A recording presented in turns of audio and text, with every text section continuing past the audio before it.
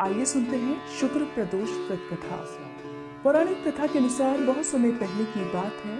एक नगर में 3 मित्र रहा करते थे, राजकुमार, ब्राह्मण कुमार और तीसरा था धनिक पुत्र। राजकुमार और ब्राह्मण कुमार का विवाह हो गया था और धनिक पुत्र भी विवाहित था, किंतु उसकी पत्नी का गौना अभी बाकी था।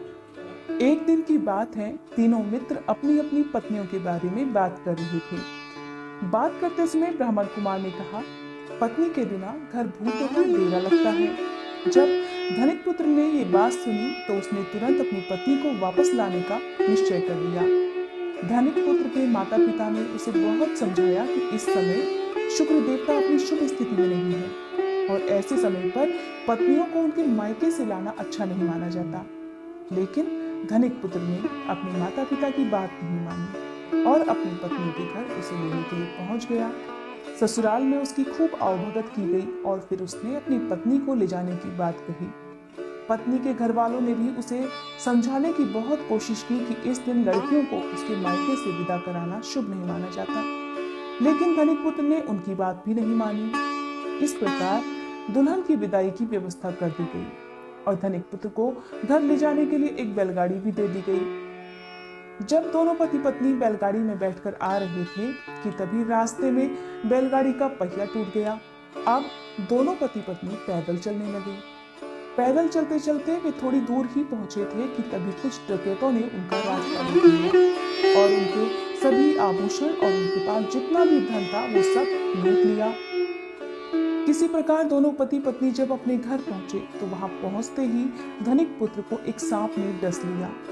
तब उसके पिता एक वैद्य को बुलाकर लेकर आए, जिन्होंने बताया कि अगले 3 दिनों में ही उनका बेटा मर जाएगा। इस प्रकार जब ब्राह्मण कुमार ने अपने मित्र के बारे में सुना तो उसने धनिक पुत्र के माता पिता से शुक्र प्रदोष व्रत करने के लिए कहा।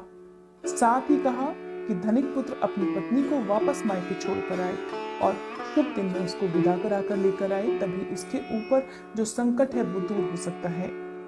अपने मित्र की बात मानकर धनिक पुत्र ने अपनी पत्नी को वापस उसके मायके भेज दिया और फिर शुभ दिन में वापस उसको विदा कराकर ले आया। इस प्रकार दोनों पति पत्नी मिलकर शुक्र प्रदोष व्रत भी करने लगे और इस प्रकार शुक्र प्रदोष के व्रत के प्रभाव से उनके सभी संकट दूर हो गए। धनिक पुत्र के सिर पर मंडरा रहा अकाल मृत्यु का डर भी समाप्त हो गया।